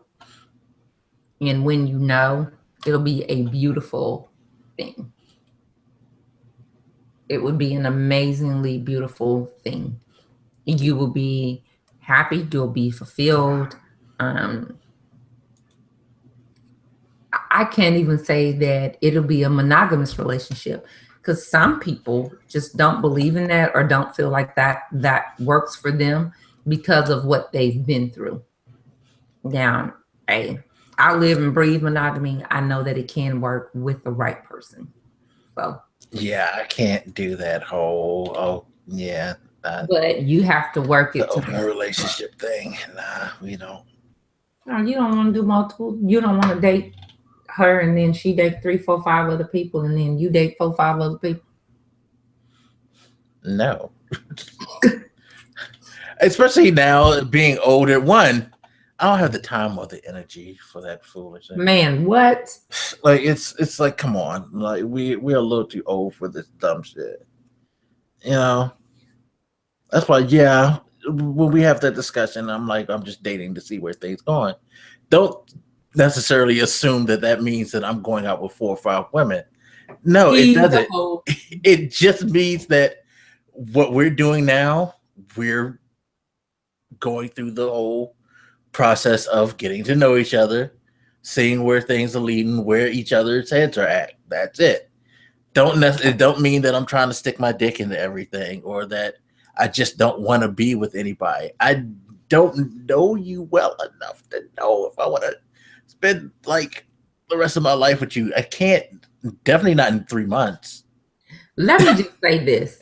If there is no time now, this I am a firm believer. There is no time limit to love. I got married 3 months and 2 weeks after my first date. Our first date was March 16th. I was married June 30th. He was the one for me. I knew it. I felt it. I wanted it. And I was in love with him. I will never tell anybody, oh, no. You never know. Some people know within the first time of speaking to somebody. Some people know after they've went through something and that person was there. It's just different for all people. Now, for you may not get there in 3 months, but there are some people that get there in 3 days, 3 hours, 3 minutes, 3 seconds. Some people just know. So I'm not going to co-sign on the whole time frame thing because myself and my babe were married 3 months, 2 weeks after our first date. Okay, well, I have to ask this because and our first date was horrible. No, I just have to ask this though, that in this time after you got married, were there things that you found out about him that you had no clue about? That you couldn't come to terms with? Did I find out some deal breakers is what you're asking? Yeah. No, actually, no. Oh, okay. Now I'll be honest because but I'm gonna give it to you. There were some things that I did not particularly like, but there wasn't. You're not gonna like everything, right? But there wasn't anything that would have been, oh my gosh, I just can't believe it. I'm not going to be married to him. I don't want to be married to him. I want a divorce. Now, so there was no shocking moment. Like, there were some shocking moments, but my mind frame, and I've always been like this and will probably be like this until the day that I die, is that if I'm with you, I'm with you. There is nothing that you and I together cannot solve or resolve in our relationship. And it was not until things got so out of hand and it was not him. It was not all him. It was not me. It was not all me. It was a joint venture in the divorce process. You know, some things we just lost sight of, and some things we just were no longer willing to work towards. And so that is what led to the divorce. Do I love him? Yes, I do. Do I respect him? Definitely. Will I always love him, respect him, admire him, honor him? Definitely. A divorce does not mean that we instantly become mortal enemies. It just means that we cannot work out our differences to where being married was what was in the best interest of ourselves or the children or our families. But there were no really shocking, oh my gosh, you keep human heads in the freezer, I'm out. There was nothing like that. Okay. But leading up to us getting married, we were together every day. We would, because at the time I was still in high school, he was working, but when he got off work, we were together. So yeah, but 3 months, 2 weeks after our first date, married. Walking down the aisle, telling him how much I loved him. I remember I cried when we were getting married, and I cried because I was terrified because I'm leaving my mom's house, going to his house. But then I also cried because I was happy and overjoyed with the knowledge and the fact that somebody loved me, flaws and all. He still loved me. He still wanted to be with me. He still wanted the responsibility of covering me. Let me stop before I get all emotional up in here talking about this. Lord, please don't do no, that. I'm a big crybaby. So. Gosh. But yes, I will say that there is not a time frame. And I tell people, would I get married at such a young age? No. Now I'm beginning to think that I may have gotten married at the same age, but I definitely, could I go back with the knowledge that I have now and go back to then, would I marry him? I think that we both would say no, we wouldn't marry each other, but I would definitely marry somebody like him. He is an amazing man. And that, I mean, not to be cliche or nothing, but he is the consummate type of man that every woman would want to marry. And I can say that without a doubt. When I say every woman, every woman. Yep. Interesting. Yeah, because had I done things the right way, and of course, women, we always want to feel like what our significant other is telling us is not the right thing. But at that time, I was a rebel. I was like, you can't tell me nothing. I'm grown. I'm not in my mama's house. I don't have any rules. I don't have to answer to anybody. I don't want to listen to you. I'm going to blaze my own trail. And had I done what he was suggesting that I did, I wouldn't even be in school right now because I'd already have all the degrees that I could possibly ever want. This was 21 years ago. Almost, wait a minute, 22 years ago, last week was our first date. March 16th, 22 years ago was our first date. So in 22 years, certainly I could have gotten my bachelor's, master's, doctorate, and been doing any freaking thing that I could have possibly wanted to do right now in life. If I had just listened to him instead of saying, no, I want to do this and no, I want to do that. And then not just that, but even just making different choices, even if I wasn't going to listen to him, had I just done the smart way and said, okay, I'm going to graduate high school. I'm going to get married. I'm going to have this baby. And then in the meantime, when I have this baby, I'm going to immediately enroll in college and start because I have my babies back to back to back. From 94 to 98, I was pregnant every year. Part of every year. From 94 to 98. 94 to 95, 95 to 96, and then 97 to 98. So for 4 years, I may not have finished college, but I would have been damn near done had I done it the way that I would go back and do it now. So yeah, but there is no time frame to falling in love and getting married. I mean, if you can challenge me and support me and guide me and be my soft place to land, you can kind of tell that within the first little bit, depending upon your life.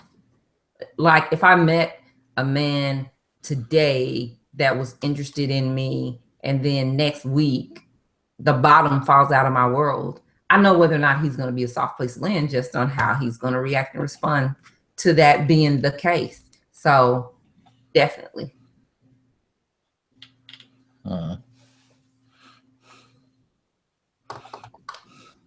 But you believe that it takes 6 months, 9 months, a year, what? No, I mean, I don't feel like I can in 3 months, but then again, I can only go off of my past experience. I unfortunately have not had the pleasure of meeting someone and having things go that way. So, who knows? It's coming. Yeah, whatever. It is. Yeah, whatever. It's coming. Listen, this is so many conversations. My friend Bree, love you, Bree. So me and Bree were talking about being solo dolo forever, and we can be solo dolo forever if that's what we want. I think I know that we have to start to actually speak things into existence instead of just saying, no, it'll never happen to me. I think we need to speak things into existence. But I have a question for you. And my question for you is that even though you don't want to fall in love quickly, do you think that there's a benefit to doing? Honestly, to be quite honest, I wouldn't say that I don't want to. It's hard. Again, this all goes on me having all the bullshit issues that I had.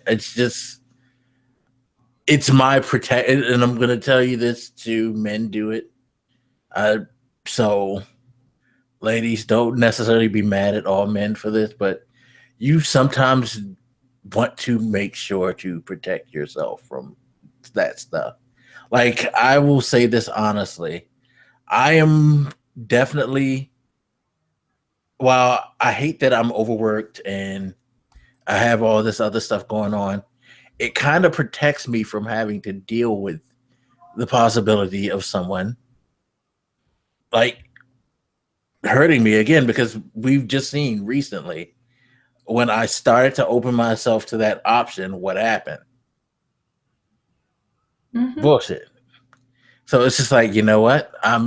Was probably better off just dealing with what I have to deal with already, and not just that. It's a weird. It's just like my life's already in a place that it's frustration after frustration. I don't want to deal with that frustration too. And I know it sounds fucked up and it sounds bad, but that's how it feels, because again, it seems like that's the pattern. And yeah, I agree. It's the choices I make in women. And I just feel like if I remove myself from making those dumb choices, it's just one less thing to worry about.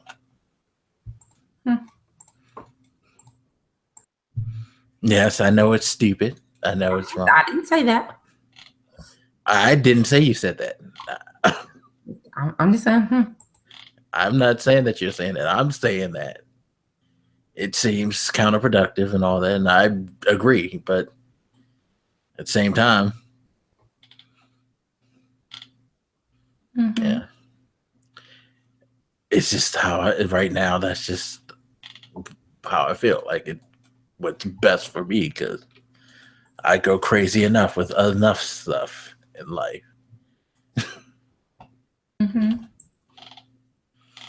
And you with that judgmental tone. Hey. Okay. First. Hey. Well, stop being so dominating. Well, when you put it that way,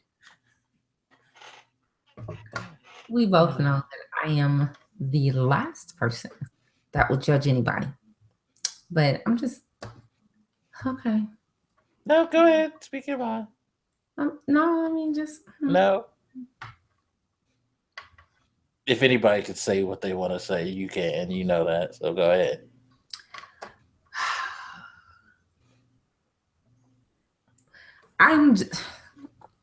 We'll talk off the podcast because there's going to be some personal stuff. And so we don't need to be getting too personal on here. But what I will say is this, that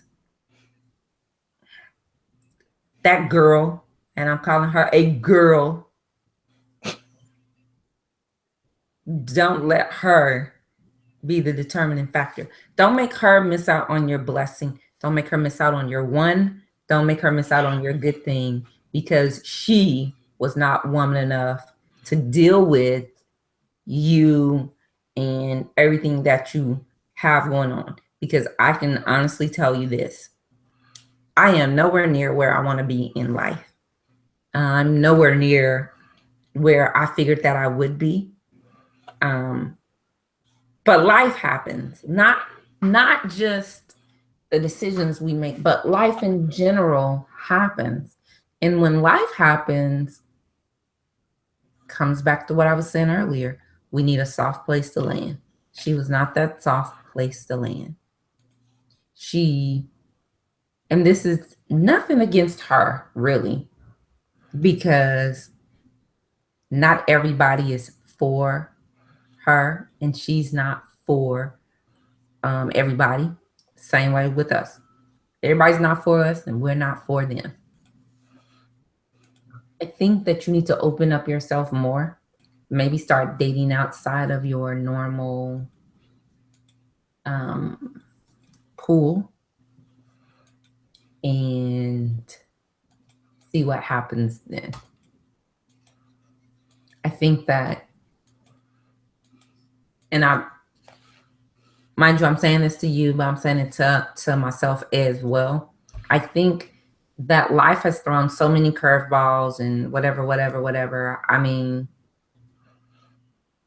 me, if anybody, and this is what my friend told me last night, if anybody has the right to be dominating in life, in a relationship, in anything with my past, I would be the one to get a pass on that. However, I choose not to. But I'm going to challenge you to step outside of your norm and see what happens. Because right now I'm stepping outside my norm, and my big brother was like, man, you're just in a zero fucks given mode. And I said, it's not that I'm in a zero fucks given mode. I've sacrificed so much for everybody else. Now it's all about me. And I say it, and I mean that even with my kids. I love them. I'm going to always be there for them. But if I have to pick between catering to myself and doing what I need to do, or going and running and picking up one of the kids, dry cleaning, dropping off the dogs for them, picking up the dogs for them, running their errands for them, taking care of their business for them, I'm going to choose me. And I think that you can stand to be a little selfish right now. You can stand to be a little selfish. And again, it's nothing against her. You know, not everybody can handle greatness. Not everybody can handle. Hey, Not everybody can handle all that is you. You know, some people, small minds handle small things. Greater minds handle greater things. I wouldn't So, consider myself to be greatest, but I appreciate it. well, hey, I'm going to tell people from now on that I am the best thing going. And my best thing will recognize that I'm the best thing going. And I'll recognize that he's the best thing going. Doesn't necessarily mean that it's the best for everybody because, again, everybody's not for you. You're not for everybody. So you are greater. You're greater than what she could handle. So she can come for me if she wants to. Hit me up on Twitter at Poetic Thinking if you want to have a conversation. Feel free to DM me. I'll DM you back. And for her, I'll even give her my phone number because I have. Oh my God! Nope. There we go. I have no problem with standing up for my brother and saying what a great person that I think he is, because I can honestly tell you that I've known you for 22 years this year. That's crazy. But, and in those 22 years, you've seen me have 3 kids. You've seen me go through a divorce. You've seen me have a crazy ex. You've seen me dealing with that crazy ex, try to go get a restraining order and it not be granted to me because, quote unquote, state of Arkansas couldn't serve him, to being kidnapped, to being lost and not knowing what I was going to do with my life, because for a while there, I didn't even know if life was worth living. So I definitely think that you're amazing. So yes, you are greater. You may not be greater to her, but again, small minds, small things, great minds, great things. And for her, you were a small-minded woman trying to handle a great thing. And that's not saying small compared to the general population, just small compared to you. She couldn't handle you. And she probably got afraid. I mean, hey, all that greatness over there, boy, you better shut up. Whatever. Oh, the conversations that are going to come are going to be so interesting. Tell them to at me, boo. Tell them to at. What? I am sitting over here. Okay. Totally off subject.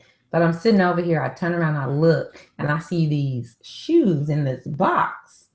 And I'm realizing that I bought them and never wore them, but they're in my office. So I don't know if I was hiding them from myself or from the kids. Because I certainly don't hide stuff. Maybe I was hiding it from Trey or something because he's getting on my nerves. I don't know. What type of shoes are they? Why would you be hiding shoes? Stilettos. Oh, Lord Jesus. You know that's all I wear. Well, I'm gonna buy me some little kitten heel shoes just to see what they feel like. Oh my gosh, wait till we finish this podcast so that I can go on the screen so I can show you these shoes. They are super cute. Yes, these about 1, 2, 3. These are only 4-inch heels. Ow. 4 or 5 inch. They are super cute. Oh, now I gotta find me a cute little pencil skirt and a nice little blouse. Right. Yeah, I knew it was gonna go down this road. No. And I want to say I bought them for my last job, but I ended up wearing a different shoe that day because it was raining. Can you walk in those? Because not everybody can walk in those. I can walk in them. I can run in them. I can sprint in them, because you never know when you're going to have to get ghost or get low. Okay, so you're a trained professional in those. Okay. Yes. But for those of you listening, relationships are hard. Life is hard.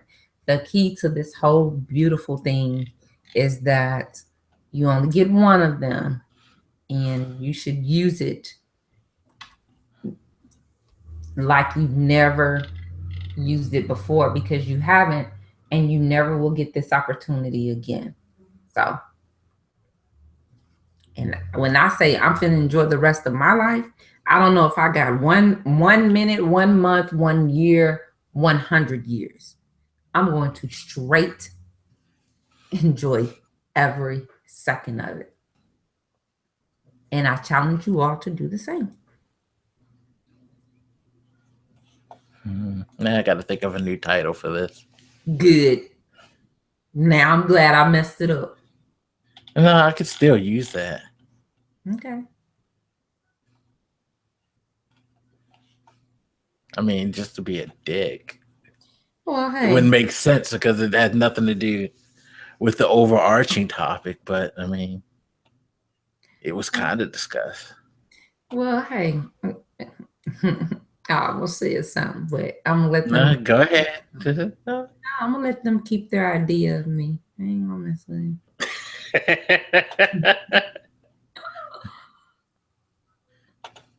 I'll tweet it out later because she'll say it. It's fine.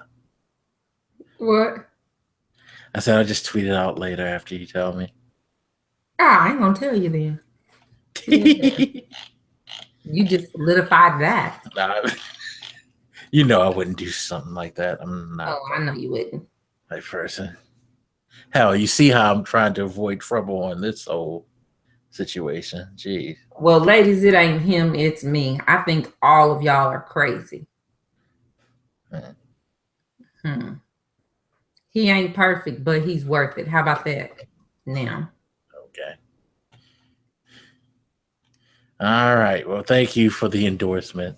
Okay. Do we have any questions before we go? Oh, let me check. Because you know, baby. Let me check.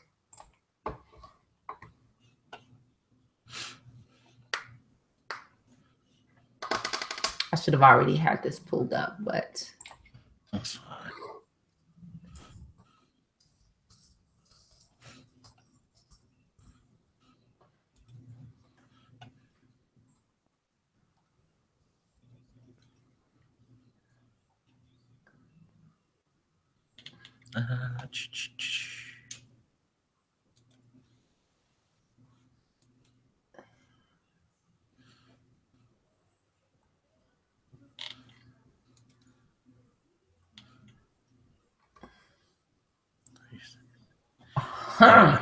Wow.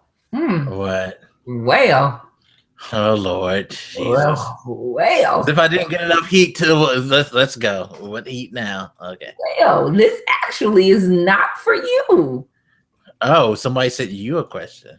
Yes. Oh. What? Good. Oh.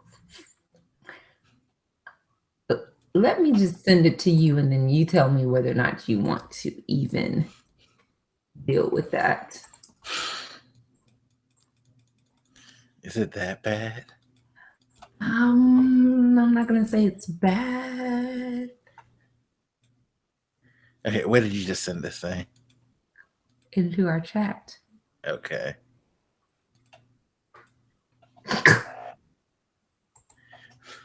Oh, you know what, fellas, this is for you because a lot of you probably need to know this. So let's go ahead. Finally, we get her to answer something embarrassing. So, not gonna ask you the name of the person who asked this question because they probably don't want to have their name put on blast for a question like this.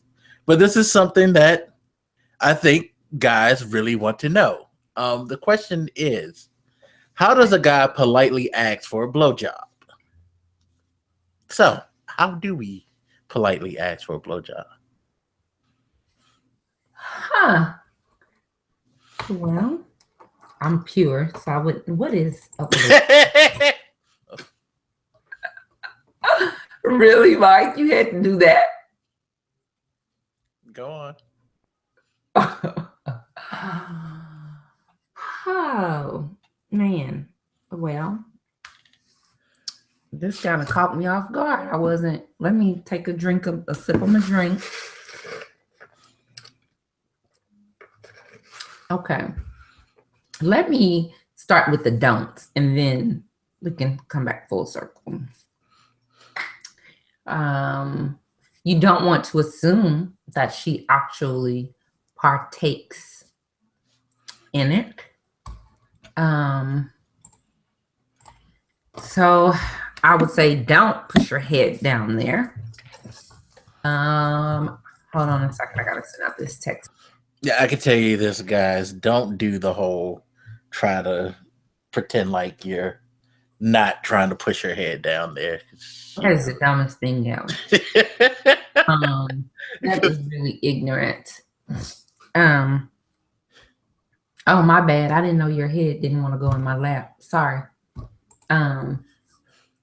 So what I would, here is the politest way that you can ask. Hold on, just as an aside, I did go to like try to get somebody to kiss me, but like have you ever like kissed somebody, like you grab the back of their head and you just want to kiss them, like it was a real passionate moment? Yes. Yeah, I tried to do that, but I guess she misinterpreted and she actually went down there. And I have my questions about that after the show as well. So, fellatio. Not everybody partakes in it, so you have to make sure that your significant other, because it can be guy on guy, girl on guy. See, you just messed up the image for a lot of guys. So this question has become less exciting for a lot of guys. Okay, great. I'm glad I could assist you guys with that. So I would say that if a conversation is had, and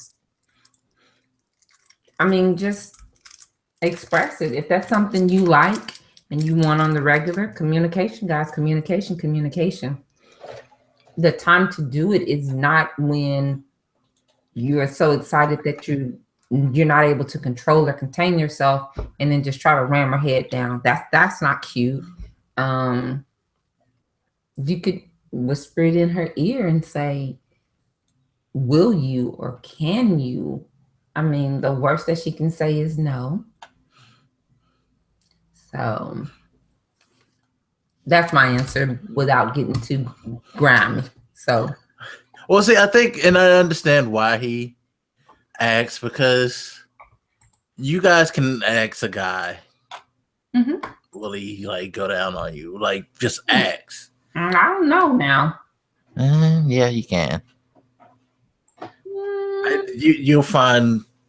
I'm again. I'm not going to say I speak for all men, but I probably do have a good sense of things when I say that 9 out of 10 guys, if you ask, they'll either they're gonna answer, and they're not going to be like, oh my God, I can't believe you said something like that to me. They're either going to be like, sure, or they're going to be like, I'm not into that. Whereas I think guys don't feel comfortable asking women because, I don't know, I guess maybe they've run into women who were offended by the notion, because it's extracurricular in sex. There's still that stigma that if a woman does extra, she's a whole slut, stuff like that. Whereas if a guy do extra, nobody really says anything. And I know some women who don't even like having the conversation about this type of stuff. You know? So they're not comfortable. And I think that's what a lot of guys assume, is that she's either going to be put off or she's not comfortable with the idea of the conversation. And he doesn't want to put her in an uncomfortable position, because a lot of guys feel like if I make her feel uncomfortable, then she's not going to want to do anything at all whatsoever. That's just going to turn her off. And that's it. So you'd rather just not ask and say something and hope it happens, which that's not how it always works, fellas. Okay. Then have a conversation about it. Because just ask her, just hey, whisper in her ear, hey babe, I really would like for you to, and then just tell her. She's gonna say, boy, hell no, or yes, daddy. One of the two. And again, like I said, I'm sure some guys, they just don't feel like the conversation is going to go that well, because that personally is a good response. Say yes or no. Mm-hmm. Some guys are going to be like, oh, if I do, she's not going to want to fuck me. So it's just not. And then that's when you get stupid guys and you do try to do the push your head down thing. And no, don't do that. No, that's not a good one. Unless, and guys, don't assume that just because she did it once that she'll do it again or every single time. Yeah, that's true. That is very, very true.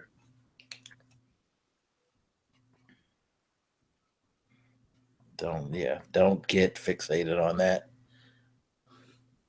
See, you answered that well. Okay, well, we're seeing. No questions for me. I mean, we could have got really ratchet with that answer. Do you see the second question that this person sent? I'm not answering that one, but do you see? Oh.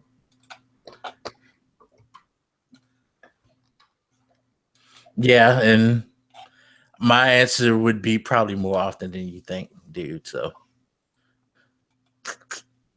they just don't talk about it. I think it depends on the woman. What's wrong? I'm just saying. Why'd you make that reaction? You're talking about more often. Probably, yeah, definitely more than what you guys think, and probably more than some of us would admit to. Yeah. See, guys, we still carry that perception that women just aren't like into that.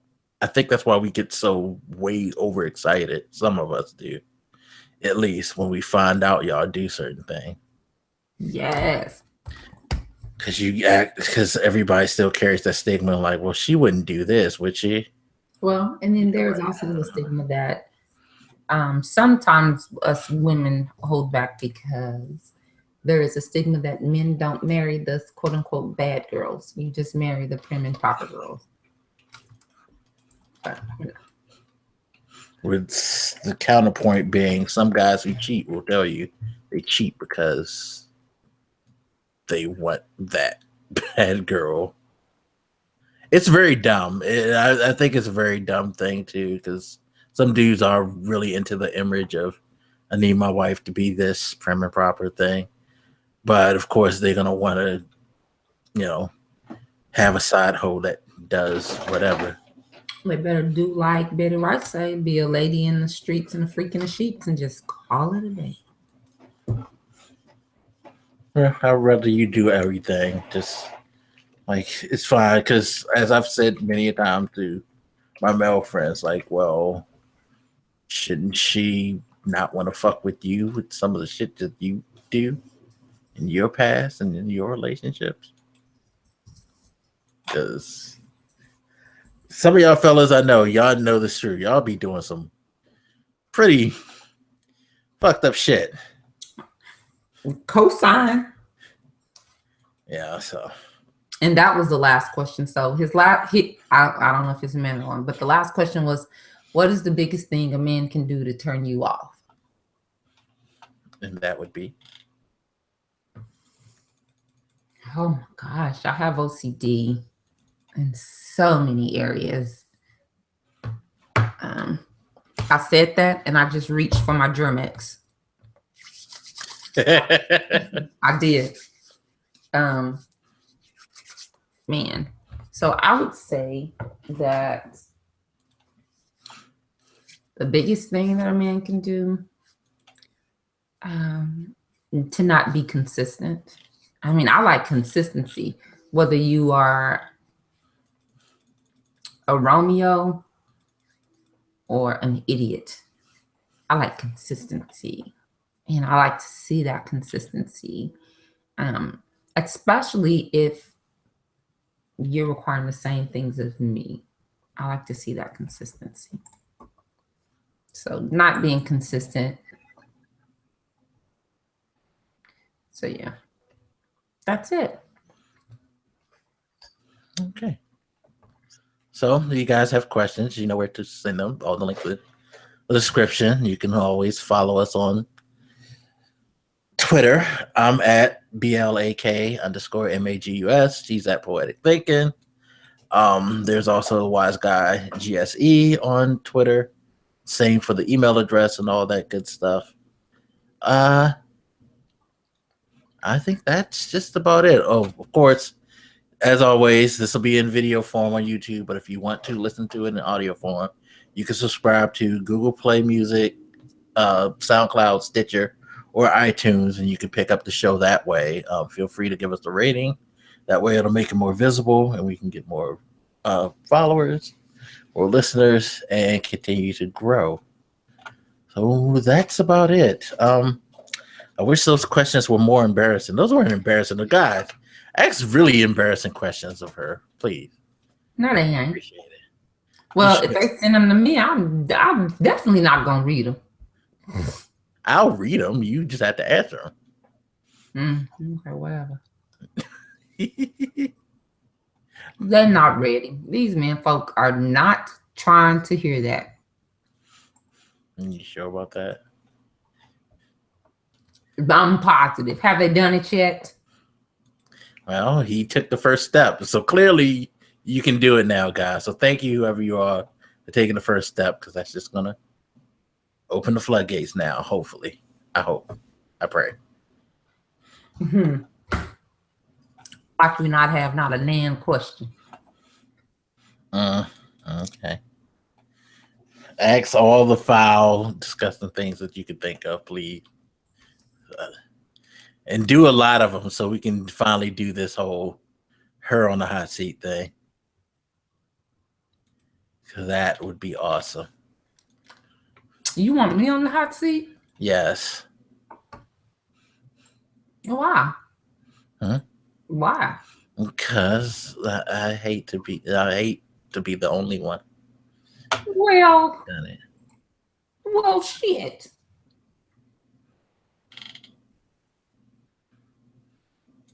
So yeah, just to get back at you. That's all. Okay, great. Well, then I'll tell you what, men, you can come up with any question you want. I will answer any question. All right, you heard it, fellas. Let's do it. She said any question. So God help you, because you just asked the internet that. You do realize that, right? I'm not worried about it. Okay. All right. Just as long as you're not worried about it, that's good. Nope. Because I can always have technical difficulties. Don't run. Don't be a punk now. I'm not a punk. You know, Oh, what? This one just came into the inbox. It's like are we live? No, we're not live. Oh. We better not be live. No, we're not live. No views. Okay, great. Okay. Don't read that, but we can put that on my hot seat one. I'll answer that one.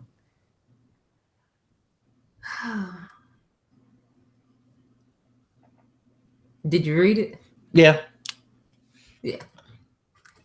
That is a good question, though. Whatever. No, it is a good question because. Why? Because we're getting older and it happens more and more. I wouldn't say more and more, but I'm just saying it has happened. Like, period. I'm sure. You ain't got to tell me. Don't I know it? Well, that's because you date old men. No, I do not. You don't. Well, I do. Well, hey. I'm like that little man. I like who like me. Okay. But no, it's a good question.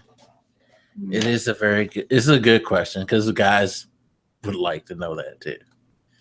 Okay. Well, you know what? I challenge you men to send either DM me some questions, send them to Mike. You can create a fictitious email address and send it to us. Yeah, we won't say your name, so don't feel embarrassed. If you send me something too greasy, I will though. No, I'm just joking.